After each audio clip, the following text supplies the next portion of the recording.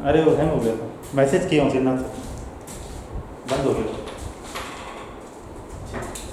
चलो बायोमोलिक्यूल्स, ठीक, simple. Molecules आप केमिस्ट्री में पढ़े हो, है ना। मॉलिक्यूल्स मतलब क्या है? एलिमेंट्स, एलिमेंट से मिला हुआ, कंपाउंड, कंपाउंड, ये सब चीजें सब मिला क्या बोलते हैं? मॉलिक्यूल्स। अगर ये लिविंग ऑर्गेनिज्म में है तो इसी को हम क्या बोल देते हैं? बायोमोलिक्यूल्स, है ना।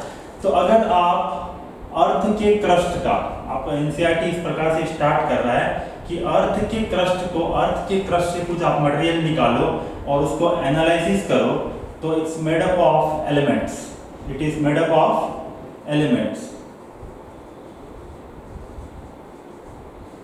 कुछ एलिमेंट्स का बना हुआ है। सिमिलरली आपका बॉडी का एनालाइज करें तो बॉडी भी is made up of some of this elements, जो कि लगभग सेम है। और इसी के ऊपर आपको 9.1 टेबल, आप बुक एनसीईआरटी से देखोगे तो वह 9.1 एक टेबल दिया हुआ है जिसमें आपको कंपेयर करके बताया है कि अर्थ के क्रस्ट में कौन कौन सा है एलिमेंट्स और ह्यूमन के बॉडी में कौन कौन सा एलिमेंट्स है। दोनों सब एलिमेंट सेम है, तो उसमें परसेंटेज दिया हुआ है।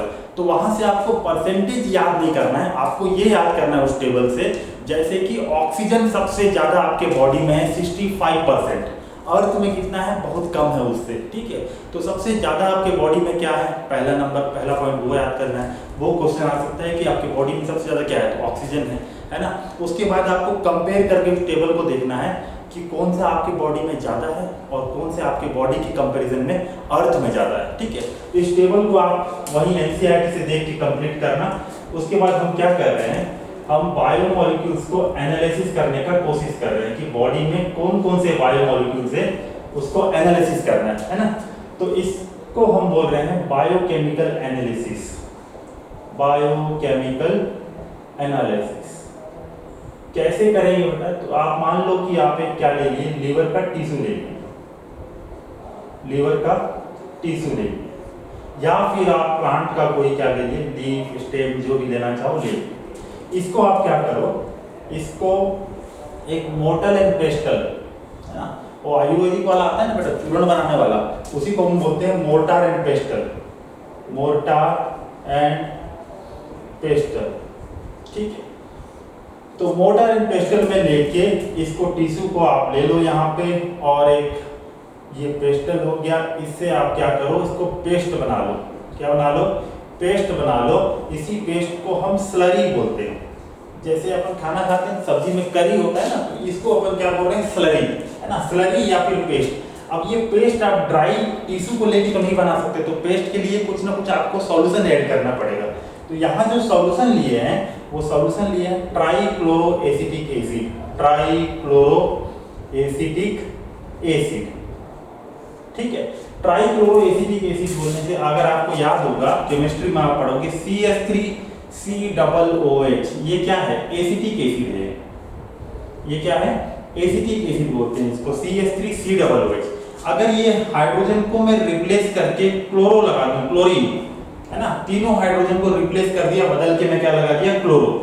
तो इसी को हम बोल रहे हैं ट्राइक्लोरो एसिटिक एसिड।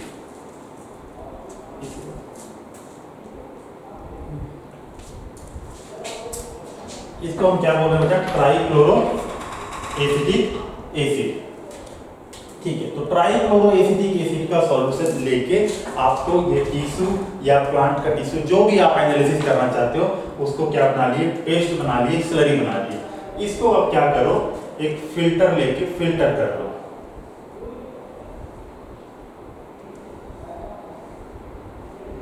यहाँ एक फिल्टर लगा दिए, ठीक है।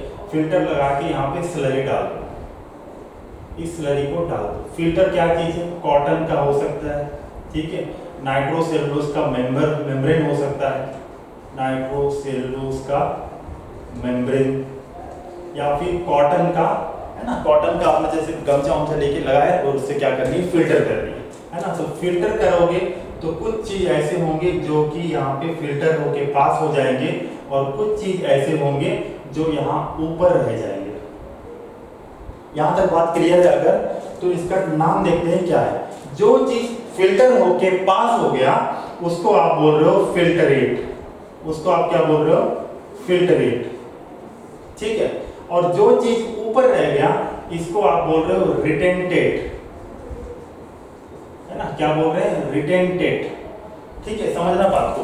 जैसे जो खिलाड़ी होते हैं 11 क्रिकेट में 11 खेलते हैं, तो 11 में जो परफॉर्म अच्छा कर रहा है उसको रिटेन करके रखते हैं। रिटेन करके रखना मतलब उसको रखे रहते हैं। तो ये यहाँ पे लटक गया, रह गया, तो इस फ्रैक्शन को आप क्या बोल दिए, रिटेंटेड। और कुछ फिल्टर होके पास हो गए तो उसको आप क्या बोल दिए, फिल्ट्रेट, है ना, 2 पोर्शन हुआ। और दूसरा और क्या नाम बोल सकते हैं, फिल्ट्रेट को, ये एसिड में सॉल्युबल थे तो सॉल्युबल होने के साथ में क्या हो गए, ये पास हो गए, तो इसीलिए इसको हम बोल सकते हैं acid soluble pool, acid soluble pool, या फिर बोल सकते हो acid soluble fraction, acid soluble fraction. ठीक है, और इसको क्या बोलोगे, रिटेंटेड को, इसको बोलोगे एसिड इनसॉल्युबल। ये सॉल्युबल नहीं थे तो पार नहीं हो पाए, है ना, तो एसिड इनसॉल्युबल पूल या फिर फ्रैक्शन। ठीक है, इतना बात अगर क्लियर है तो और आगे समझने की कोशिश करते हैं। एसिड इनसॉल्युबल पूल में क्या आएंगे, तो यहाँ पे भैया थाउजेंड्स ऑफ केमिकल आएंगे, थाउजेंड्स ऑफ केमिकल्स आएंगे, और जनरली वो क्या होंगे, मोनोमर्स होंगे। मोनोमर्स मतलब सिंगल सिंगल वाले चीज, जैसे कि मोनोसैकराइड, मोनोसैकराइड एग्जांपल ले लो इसका, ग्लूकोज, फ्रक्टोज, जो सिंगल सिंगल है ना। उसके अलावा अमाइनो एसिड, इससे मिलके प्रोटीन बनेगा बाद में। अमाइनो एसिड एक सिंगल यूनिट है, इससे मिलके क्या बनेगा, आगे जाके प्रोटीन बनेगा। उसके अलावा न्यूक्लियोटाइड,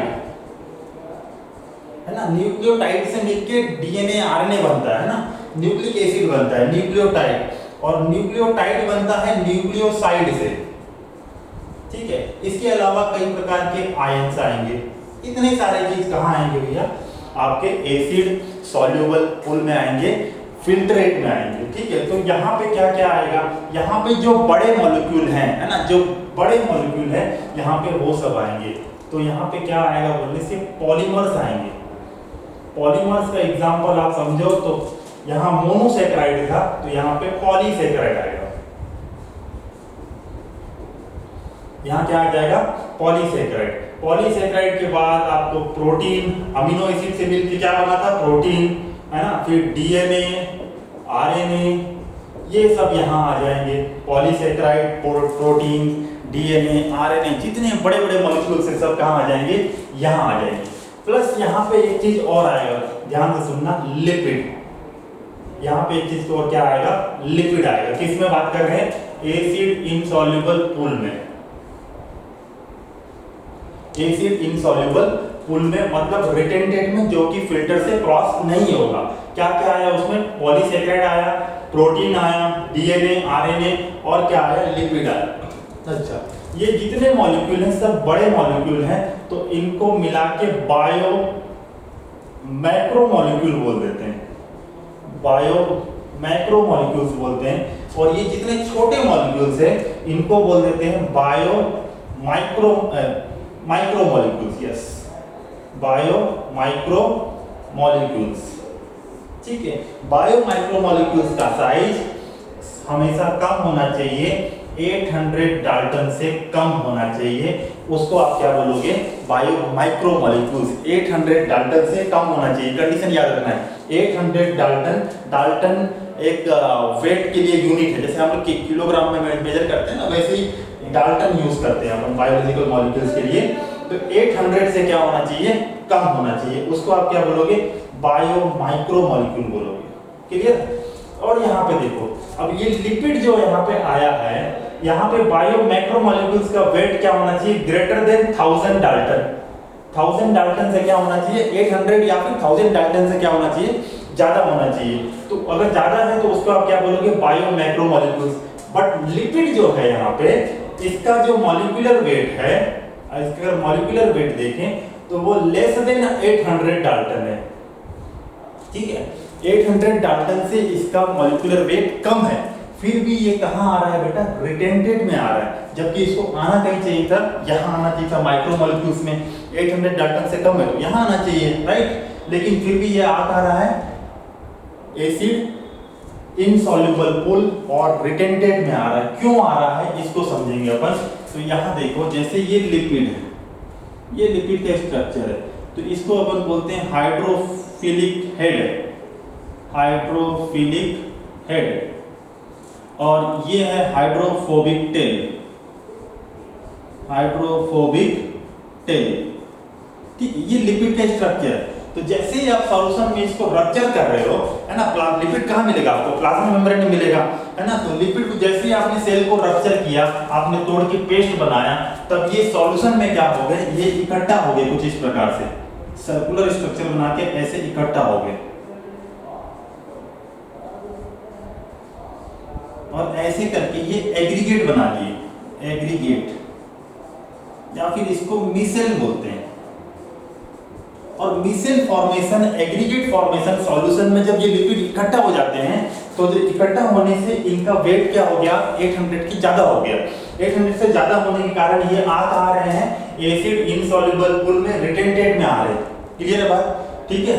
तो क्यों आ रहे हैं, क्योंकि ये एग्रीगेट बना ले रहा है सॉल्यूशन में, है ना, मिसेल बना ले रहा है, और मिसेल बनाने के कारण इनका जो ओवरऑल वेट है उस मॉलिक्यूल का क्या हो जा रहा है, 800 के ऊपर हो जा रहा है। तो ऊपर हो जाने के कारण आ रहे हैं एसिड इनसॉल्युबल पुल में, रिटेंटेड में आ रहे हैं। ठीक है, तो आपको दो क्वेश्चन यहाँ से बनता है। पहला क्वेश्चन तो ये कि लिपिड कौन से फ्रैक्शन में आएगा, तो आप क्या बताओगे, जहां आया वहां बता दोगे, एसिड इनसॉल्युबल पुल में और या फिर रिटेंटेड में, दोनों में से एक बोल सकते हो। ठीक है, उसके बाद दूसरा क्वेश्चन ये आएगा, what is lipid, it's a bio macromolecule या माइक्रोमोलिक्यूल। तो सीधा आंसर है ये बायो माइक्रोमोलिक्यूल है ना, क्योंकि उसका वेट कितना है, 800 डाल्टन से कम है, तो वो बायो माइक्रोमोलिक्यूल है।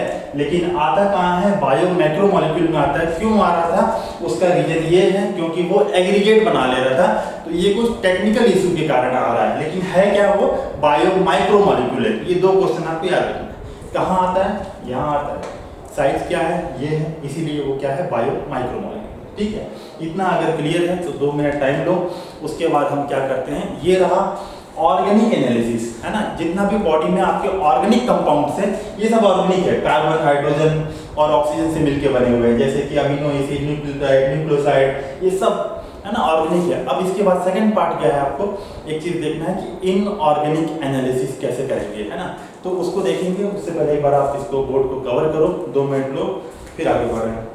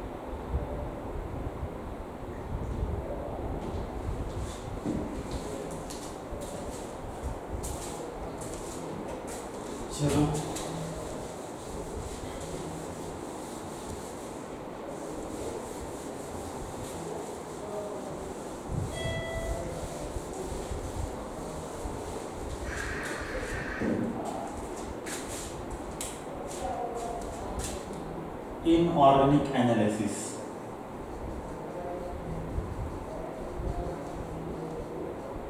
ठीक है, इनऑर्गेनिक में केमिस्ट्री में पढ़ा बेटा क्या क्या आता है, जितना भी सल्फर ये वो सोडियम एल्युमिनियम मैग्नीशियम जितना भी आयन से सब यही आता है ना। तो इनऑर्गेनिक एनालिसिस कैसे करेंगे, तो इसके लिए आप क्या ले लिए, पहले टिश्यू ले लिए या फिर लीफ, जो भी लेना है आप ले लिए। इसका जो ये अभी जो टिश्यू लिए हो, ये जो प्लांट या फिर लीफ लिए हो, है ना, लीफ ले लिए मान लो, इसका जो वेट है, इसको वेट को अपन बोलते हैं फ्रेश वेट। क्या बोलते हैं इसको, फ्रेश वेट, मतलब वाटर के साथ एकदम ताजा पत्ती तोड़ के लाया, इसको क्या बोल रहे हैं, फ्रेश वेट। इसको क्या कर दो, ड्राई कर दो, सन ड्राई कर दो, सन में सूखा करने के लिए छोड़ दो, ड्राई कर दो। तो ड्राई करने से क्या होगा, यहां से कुछ वाटर बाहर निकल गया। ठीक है, तो यहां जब पहले ये स्टार्ट हुआ था तो यहाँ पे क्या क्या था, ऑर्गेनिक था और इनऑर्गेनिक था। ठीक है, प्लस आयंस, ये तीन आइटम यहाँ पे थे। अब यहाँ से क्या हो गया, धीरे से इनऑर्गेनिक प्लस वाटर। ठीक है, वाटर चला गया, मान लो ऑर्गेनिक प्लस इनऑर्गेनिक बचा, ये दोनों बचे हुए। अभी क्या करना है हमको क्या चाहिए, सिर्फ इनऑर्गेनिक चाहिए, तो हमको ऑर्गेनिक को निकालना है ना। तो उसके लिए केमिस्ट्री में प्रोसीजर होते हैं बेटा, कंबस्चन, है ना, कंबस्चन, इसको जला देना है बेसिकली। कंबस्चन मतलब क्या होता है, in the presence of oxygen burn करना है, जला देना है। ठीक है, तो कंबस्चन करेंगे तो ये जितना भी कार्बन, ऑर्गेनिक किसका बना हुआ है, कार्बन और हाइड्रोजन, है ना, और ऑक्सीजन, ये तीनों का, तो ये सब CO2 और H2O बन के बाहर निकल जाएगा पूरा, है ना। तो आपके पास बचेगा क्या, राख।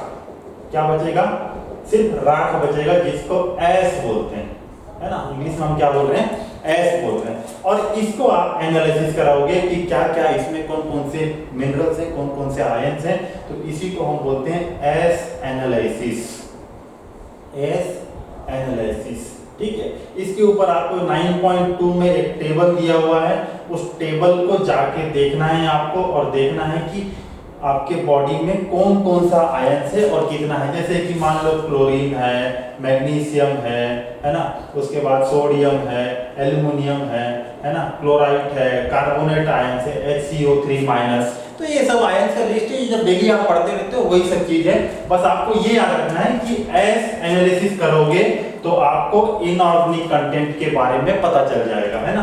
एश एनालिसिस कैसे करेंगे, आप वेट लिए, लीफ लिए, टिश्यू लिए, उसका ये फ्रेश वेट था, उसके बाद उसने आपको ड्राई किया, ड्राई करने से ये क्या हो गया, आपके पास पहले ऑर्गेनिक, इनऑर्गेनिक और वाटर था, उसके बाद वाटर रिलीज हो गया, है ना, ड्राई करने से, तो आपके क्या पास क्या बचा, ऑर्गेनिक और इनऑर्गेनिक। इसको हम बोलते हैं ड्राई वेट।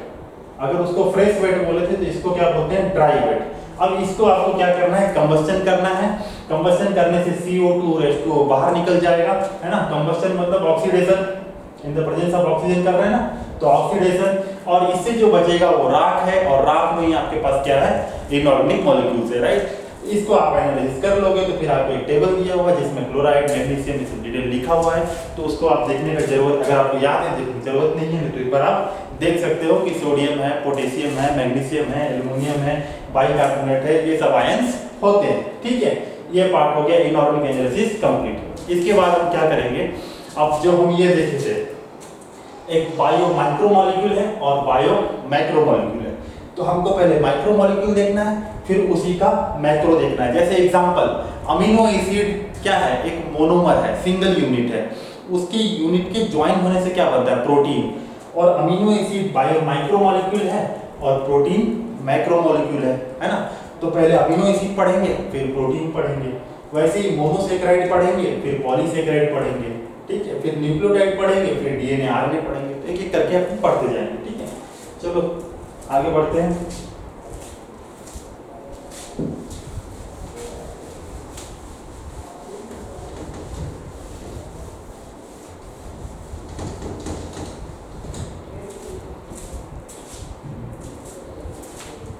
स्टार्ट कर रहे हैं बेटा हम अमीनो एसिड से, अमाइनो एसिड, ठीक है। नाम में ही देखो क्या लिखा, अमाइनो एसिड, ठीक है। क्या है देखते हैं, चलो। इट इज ए सब्स्टिट्यूटेड, सबसे पहली बात तो अमीनो एसिड कहाँ आएगा, इसका जनरल इंफॉर्मेशन अगर हम बात करें तो ये एसिड सॉल्युबल पूल में आएगा, आएगा ना बिल्कुल, ठीक है। एसिड सॉल्युबल पूल या फिर आप बोल सकते हो कि फिल्ट्रेट में आएगा सर, क्लियर है, ठीक है। आगे इसके बारे में बात करें तो इनका मॉलिक्यूलर वेट क्या होगा, लेस देन 800 डाल्टन होगा, तभी तो इसको हम क्या बोल रहे हैं, बायो माइक्रोमोलिक्यूल बोल रहे हैं। ये क्या है, तो it is a substituted methane, it is a substituted methane, है ना। सब्स्टिट्यूटेड मतलब सब्स्टिट्यूट कर रहे हो, उसके बदले कोई और, है ना। जैसे क्रिकेट में कोई प्लेयर बाहर जाता है तो उसके बदले कोई और आता है ना। तो मीथेन का स्ट्रक्चर अगर देखें आप तो आप बोलोगे सर मीथेन तो CH4 होता है, तो ये रहो मीथेन CH4, ठीक है। अब सब्स्टिट्यूटेड मीथेन है मतलब एक तरफ सबसे पहले क्या कर दो COOH, ये कौन सा ग्रुप है, कार्बोक्सिल ग्रुप है, कार्बोक्सिल ग्रुप है। एक तरफ ये लगा दो, एक हाइड्रोजन को सब्स्टिट्यूट करने आप क्या लगा दिया, कार्बोक्सिल ग्रुप, दूसरे तरफ आप क्या लगा दो, अमीनो ग्रुप, NH2 ग्रुप, इसको क्या बोल रहे हैं, अमीनो। अब ये वाला ग्रुप जो है बेसिक ग्रुप है, ये वाला ग्रुप कैसा है, एसिडिक ग्रुप है। केमिस्ट्री में पढ़ते हैं अपन carboxyl group C double bond OOH, है ना, COOH, इसको हम कार्बोक्सिल ग्रुप एसिडिक ग्रुप बोलते हैं, और NH2 को अमीनो या फिर बेसिक ग्रुप बोलते हैं। ये हो गया, और एक तरफ H रहने दो और दूसरे तरफ क्या लगा दो, R। तो R क्या है, अल्काइल ग्रुप है, R क्या है, अल्काइल ग्रुप है, अल्काइल ग्रुप, है ना। अल्काइल ग्रुप क्या होता है, बेसिकली हाइड्रोकार्बन्स होते हैं, है ना, हाइड्रोकार्बन्स, ठीक है, और भी बहुत सारा चीज हो सकता है। अल्काइल ग्रुप ये अमीनो एसिड का जनरल स्ट्रक्चर है, ये क्या स्ट्रक्चर है, जनरल स्ट्रक्चर है।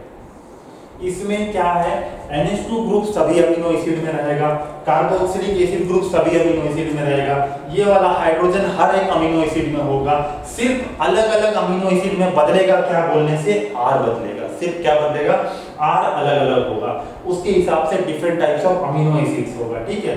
तो R कैसा है, अल्काइल ग्रुप है, और इसको लिख सकते हैं कि वेरिएबल है, वेरिएबल मतलब बदलेगा बार बार, वेरिएबल ग्रुप। आपको पूछता है कि अमीनो एसिड्स कितने प्रकार के हैं, तो amino acids are of 20 different types, 20 type का अमीनो एसिड है ना। 20 टाइप का अमीनो एसिड में क्या डिफरेंट है, तो सर R ग्रुप अलग अलग है, बाकी सब कुछ सेम है, ये बताना है सीधा बात। R ग्रुप के हिसाब से अमीनो एसिड 20 डिफरेंट टाइप का है, ठीक है, ये वेरिएबल ग्रुप है।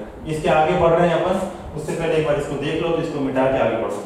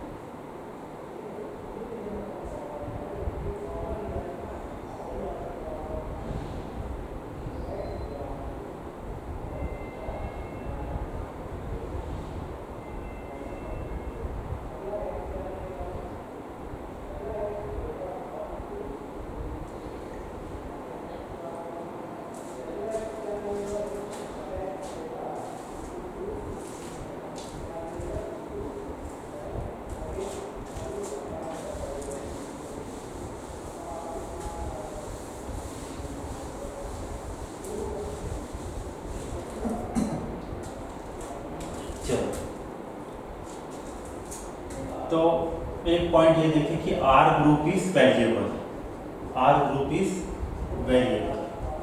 दूसरा पॉइंट ये है कि amino acids are optically active, amino acids are optically active. Chemistry में पढ़ते हैं ना, ये ऑप्टिकली एक्टिव क्या होता है ना, ऑप्टिकली एक्टिव क्या होता है वो पढ़ते हैं अपन। तो ऑप्टिकली एक्टिव के लिए कंडीशन ये है कि कार्बन से जो ये 4 ग्रुप अटैच हैं, all 4 group should be different, सभी ग्रुप क्या होना चाहिए, डिफरेंट होना चाहिए। अगर चारों ग्रुप डिफरेंट हैं तो ये कार्बन जो होगा ये ऑप्टिकली एक्टिव होगा, ठीक है। तो यहाँ पे एक बात देखो कि amino acids are optically active except one, एक को छोड़ के, एक्सेप्ट वन, वो कौन सा है, ग्लाइसिन, वो कौन सा है, ग्लाइसिन अमीनो एसिड है जो ऑप्टिकली एक्टिव नहीं है, ऑप्टिकली इनएक्टिव है, ये ऑप्टिकली इनएक्टिव। कैसे बोलने से, ग्लाइसिन में जो R ग्रुप होता है वो क्या होता है, हाइड्रोजन होता है। R ग्रुप क्या होता है, हाइड्रोजन। इस R के बदले क्या लगेगा, हाइड्रोजन लगेगा।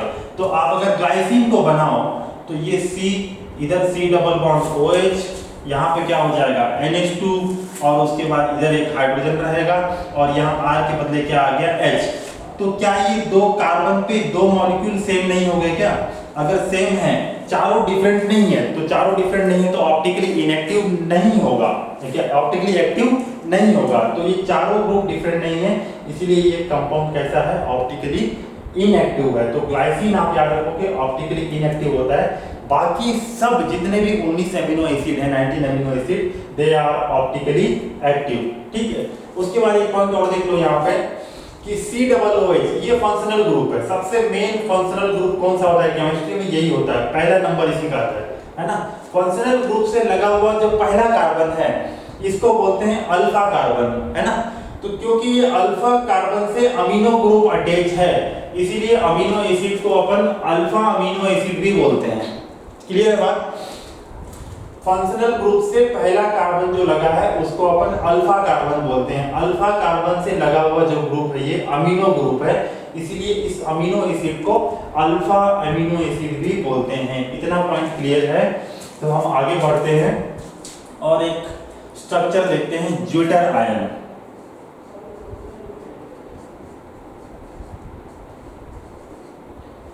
ज्यूटर आयन क्या होता है? तो ज्यूटर आयन, इसी को अगर अमीनो एसिड को हम बनाएं तो NH2C डबल बॉन्ड OH, यहाँ पे H और यहाँ पे R लिख लेते हैं अभी फिलहाल के लिए, ठीक है। इसमें क्या है देखो, ये C डबल बॉन्ड OH, ये वाला H प्रोटॉन बन के बाहर निकल गया, H प्लस बन के बाहर निकल गया, तो यहाँ क्या बचा माइनस, और ये प्रोटॉन आके यहाँ लग गया, NH3 प्लस हो जाएगा। ये इस स्ट्रक्चर को हम क्या बोलते हैं, ज्यूटर आयन बोलते हैं, ठीक है। इस स्ट्रक्चर को हम क्या बोल रहे हैं, ज्यूटर आयन, जिसमें पॉजिटिव और निगेटिव दोनों चार्ज है। इस स्ट्रक्चर को हम क्या बोल रहे हैं, ज्यूटर आयन। सो इसको अगर हम लिखें तो इसका नेट चार्ज कितना है। आपको क्वेश्चन पूछा है कि what is the net charge, है ना, final charge of zwitter ion, तो प्लस और माइनस इज इक्वल टू 0। तो नेट चार्ज कितना होगा, 0 होगा। किसमें, ज्यूटर आयन में। दूसरा point, what is zwitter ion, it is a condition of amino acid, condition of amino acid in solution where both positive and negative charge exist, negative charge exist। वो condition amino acid का solution में, जैसे ही आप amino acid को solution में घोलोगे तो solution में क्या हो जाता है, ये ज्यूटर आयन के फॉर्म में एग्जिस्ट करता है। तो ज्यूटर आयन में क्या होता है, बहुत पॉजिटिव और नेगेटिव चार्ज होता है, नेट चार्ज कितना होता है, 0 होता है। इस कंडीशन को हम क्या बोलते हैं, ज्यूटर आयन। और ये कंडीशन एक स्पेसिफिक पीएच पे होता है ना। हर अमीनो एसिड का एक स्पेसिफिक पीएच होता है, उस पीएच पे क्या होता है, ये ज्यूटर आयन के फॉर्म में रहता है ना। ज्यूटर आयन, इसको लिखेंगे zwitter ion exist as, sorry उल्टा लिख दिए, amino acid exist as zwitter ion at isoelectric pH, isoelectric pH, जिसको बोलते हैं पीआई, शॉर्टकट में क्या बोलते हैं, पीआई। तो ऐसा पीएच जहां पे ज्यूटर आयन बनता हो उस पीएच को आइसोइलेक्ट्रिक पीएच बोलते हैं, और शॉर्टकट में पीआई लिख देते हैं कि आइसोइलेक्ट्रिक पीएच, है ना, पीआई। तो इतना बात क्लियर है। ज्यूटर आयन में NH3 प्लस COO माइनस दोनों चार्ज होगा। उसके बाद आपका टोटल नेट चार्ज अगर पूछे तो आपको आंसर करना है कि 0 है, ठीक है। उसके बाद ये व्हाट इज ज्यूटर आयन, तो अमीनो एसिड को सॉल्यूशन में ऐड करने से it exist in both positive and negative form, है ना, एक साथ सिंगल अमीनो एसिड में, और वो होता है एक पर्टिकुलर पीएच पे, जिसको आप बोल रहे हो आइसोइलेक्ट्रिक पीएच, है ना। तो ये क्या है, ज्यूटर आयन। इसके आगे हम कुछ आपको बता रहा हूँ, उसको ध्यान से समझना।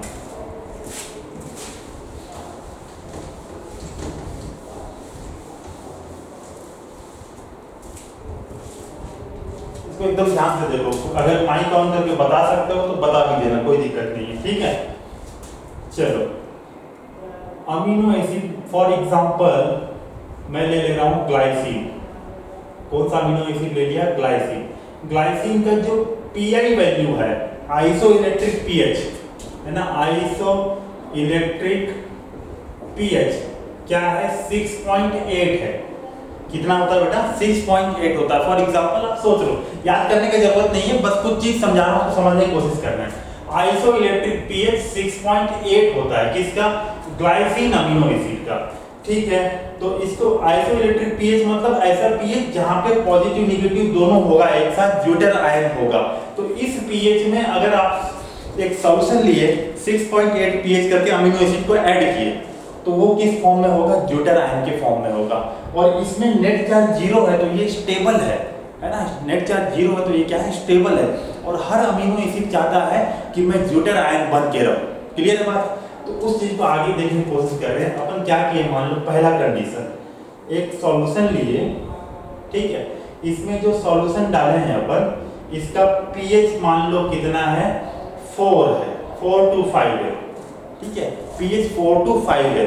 आपको पता होगा ना पीएच स्केल 1 to 14 होता है, 1 to 14 होता है। 7 न्यूट्रल होता है, 7 के नीचे एसिडिक होता है और 7 के ऊपर बेसिक होता है, ठीक है। जितना ज्यादा H+ आयन होगा उतना ज्यादा क्या होगा? एसिडिक होगा। ये सब आपको पता होगा। pH is equal to minus logarithm of H+ ion, ऐसा पढ़े होंगे केमिस्ट्री में। तो जितना ज्यादा H+ उतना pH कम, उतना pH कम मतलब उतना ज्यादा एसिडिक। ये आपका बेसिक इंफॉर्मेशन, ये मेरे को अभी बताना नहीं था, ये आपको थोड़ा सा इधर कनेक्ट करने के लिए बता दिया मैं। तो यहाँ पे pH मान लो 4 to 5 है, मतलब ये कंडीशन एसिडिक है। इसमें आपने क्या ऐड किया? ग्लाइसिन ऐड किया। क्या ऐड कर दिया? ग्लाइसिन। अब ग्लाइसिन का आइसोइलेक्ट्रिक पीएच कितना है? 6.8। कितना पीएच है? 6.8। तो ग्लाइसिन जैसे इसके अंदर जाएगा तो वो क्या चाहेगा? वो चाहेगा कि मैं ड्यूटर आयन बन के रहूं। क्लियर? तो ड्यूटर आयन बनना है उसको, तो उसको इसका सॉल्यूशन का पीएच को 4.42, मान लो कि 4 है तो 4 से कहां पहुंचाना पड़ेगा? 6.8। पीएच सॉल्यूशन को चेंज कर दे वो, और चेंज करके खुद ड्यूटर आयन बन जाए, कोई दिक्कत नहीं है उसको। तो 4 से कहां जाना है? 6.8 जाना है। तो उसको जाने के लिए यहाँ पे क्या करना पड़ेगा? H+ आयन की मात्रा को कम करना पड़ेगा। बात समझ में आ रही है? H+ अगर आप कम करोगे इस सॉल्यूशन में तो उसका pH वैल्यू बढ़ जाएगा, 4 से 5, 5 से 6 ऐसा होने लगेगा। H+ कम कर रहे हो, जितना H+ बढ़ाओगे pH कम होगा, है ना। 4 to 3 to 1 ऐसा होगा। H+ को कम कर दो सॉल्यूशन से, नंबर ऑफ H+ कम हो रहा है मतलब pH बढ़ रहा है, 4 से 5, 5 से 6 ऐसा जा रहा है। और ये क्या चाहता है? ग्लाइसिन pH कितना हो जाए? 6.8। तो ये हाइड्रोजन आयन को ले लेगा। हाइड्रोजन आयन को क्या करेगा? खुद ले लेगा। हाइड्रोजन आयन को खुद ले लेगा तो कैसे हो जाएगा? तो C double bond OH NH2 H, ये ग्लाइसिन था, ठीक है। ग्लाइसिन में H होगा ना R के बदले, ठीक है। अब ये NH2 क्या करेगा? यहाँ से H+ को ले लेगा, तो ले लेगा तो ये क्या बन जाएगा? NH3+ बन जाएगा। क्लियर है बात? ठीक है, NH3+ बन जाएगा। तो ये आपको समझ में आया कि आइसोइलेक्ट्रिक पीएच से अगर कम पीएच में, एसिडिक पीएच में अगर आप अमीनो एसिड को डालते हो तो वो पॉजिटिव चार्ज के फॉर्म में रहेगा। किस फॉर्म में रहेगा बोलने से? पॉजिटिव चार्ज के फॉर्म में रहेगा। इसी का दूसरा कंडीशन देखो, ये पीएच मान लो यहाँ पे कितना ले ले रहे हैं? 8 to 10 ले ले रहे हैं, ठीक है। 8 to 10 ले ले रहे हैं मतलब हाइड्रोजन आयन की मात्रा कम है। अब 8 to 10 से अगर आपको 6.8 आना है तो हाइड्रोजन आयन को बढ़ाना पड़ेगा सॉल्यूशन में, और बढ़ाना है तो हाइड्रोजन आयन को किसी को देना पड़ेगा, है ना। तो ये यहाँ पे अमीनो एसिड आपका glycine, C double bond OH NH2 H, ये आपका जनरल स्ट्रक्चर है। अब इस सॉल्यूशन में क्या है? हाइड्रोजन आयन की मात्रा कम है, बहुत क्या है? कम है। इसको पहुंचाना किधर है? 6.8, मतलब हाइड्रोजन आयन थोड़ा बढ़ाना पड़ेगा। तो ये ग्लाइसिन बोलेगा मेरे तरफ से ले लो हाइड्रोजन आयन, ये CO माइनस हो गया और ये हाइड्रोजन आयन यहाँ दे दिया। क्लियर? तो इसका मतलब अगर कंडीशन बेसिक है तो अमीनो एसिड नेगेटिव चार्ज के फॉर्म में रहता है। ठीक है, कंडीशन अगर बेसिक है तो अमीनो एसिड नेगेटिव चार्ज के फॉर्म में रहता है, कंडीशन अगर एसिडिक है तो पॉजिटिव चार्ज के फॉर्म में रहता है, और आइसोइलेक्ट्रिक पीएच में है तो पॉजिटिव नेगेटिव दोनों मतलब नेट चार्ज 0 में रहता है। कंडीशन अगर क्लियर है तो बताओ, समझ में आया ये बात? जाऊंगा, समझ में आया ये? बताइए क्या चल रहा है?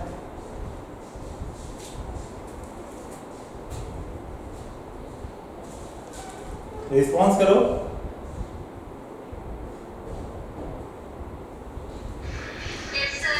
आया ना? गवर्नमेंट, ओके चलो गुड। अगर ये समझ में आ गया तो आपका काम बन जाएगा। आइसोइलेटेड पीएच में पॉजिटिव नेगेटिव दोनों, ग्लाइसिन का पीएच इतना पता है 6.8, तो एसिडिक कंडीशन में वो पॉजिटिव चार्ज में रहेगा, बेसिक कंडीशन में वो नेगेटिव चार्ज में रहेगा। ये किसी भी अमीनो एसिड का कहानी है। ठीक है, इतना आपको याद रखना है। चलो ठीक है, आगे बढ़ते हैं। इसको 2 मिनट देखो।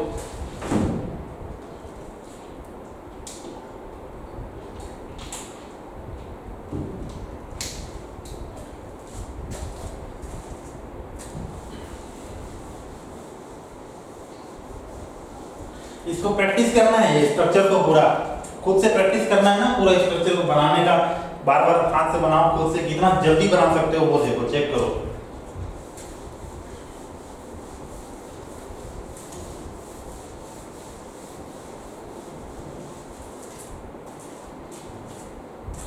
चलो अब एक चीज देखते हैं बेटा, अमाइनो एसिड का टाइप।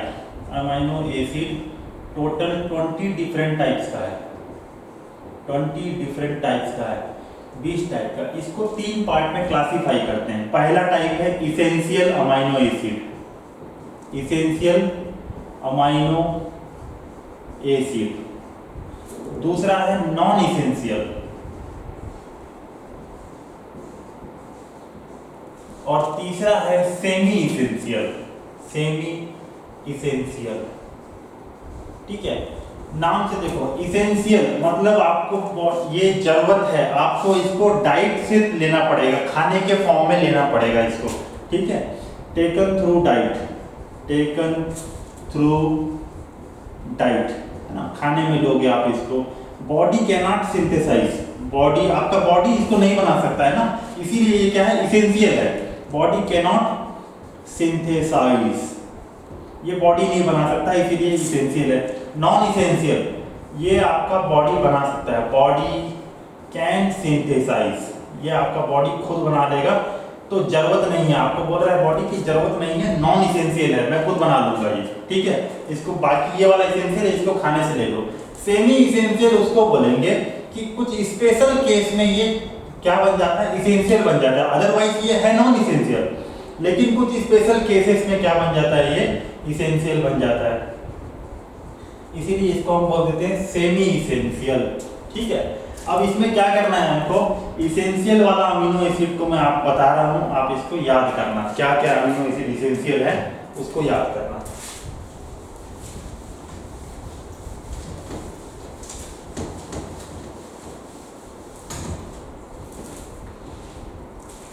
ठीक है, इसेंशियल एक काम करना, ये शॉर्ट ट्रिक बता रहा हूँ, छोटा सा ट्रिक है, इसको याद करना है ना। गवर्नमेंट कंपनी होता है, फिर प्राइवेट कंपनी होता है ना, तो ये प्राइवेट कंपनी को पीवीटी को लिखते हैं, प्राइवेट लिमिटेड लिखा रहता है, तो PVT private TIM, private TIM hall, HALL, इतना याद कर लेना, प्राइवेट टिम हॉल। ठीक है, अब पी से क्या है, phenylalanine, phenylalanine. V से है वेलिन, टी से है थ्रियोनिन, और दूसरे टी से है ट्रिप्टोफैन। ठीक है, आई से आइसोल्यूसिन, एम से मिथियोनिन, एस से हिस्टिडीन, ए से अलानिन, एल से ल्यूसिन, और L से लाइसिन। ये है, ये शॉर्टकट याद रखो, प्राइवेट टीम हॉल, और आपको अमीनो एसिड का नाम भी याद करना पड़ेगा ये सब ना, और शॉर्टकट याद रखो प्राइवेट टीम हॉल। एग्जैक्टली याद तो आपको 20 का 20 अमीनो एसिड रहना चाहिए, लेकिन अगर इतना भी याद कर लेते हो इसेंशियल वाला, तो आपको ये याद है कि प्राइवेट टीम हॉल ऐसा ये अमीनो एसिड है, ये इसेंशियल है। अब आपको क्वेश्चन है इसमें से कौन सा इसेंशियल है, तो आप इसमें से छांट लेना जो भी क्वेश्चन होगा, या फिर क्वेश्चन है इसमें से कौन सा नॉन इसेंशियल है, तो आपको पता है इसेंशियल ये वाला है, इसमें से छोड़ के जो मिलेगा उसको टिक मार देना कि ये नॉन इसेंशियल है। क्लियर? तो ये ट्रिक आप याद रखो, है ना, इसेंशियल अमीनो एसिड के लिए। इसके बाद कल एक एग्जांपल देखेंगे कि फिनाइल एलानिन से अपन क्या बनाएंगे, टायरोसिन बनाएंगे। तो इससे अपन ये बना ले रहे हैं, तो क्या बोल रहे थे, non essential body can synthesize, तो आप खाने में फिनाइल एलानिन दे दो, ठीक है, और बॉडी बोल रहा है कि इससे मैं टायरोसिन बना लूंगा, तो ये कैसा अमीनो एसिड है, नॉन इसेंशियल है। ठीक है, इसको कल अपन देखेंगे, एक बार स्ट्रक्चर बना के कन्वर्ट करके देखेंगे। आज के लिए क्लास हम पे खत्म करते हैं। Thank you everyone. ठीक है, चलो नेक्स्ट मीटिंग टुमारो।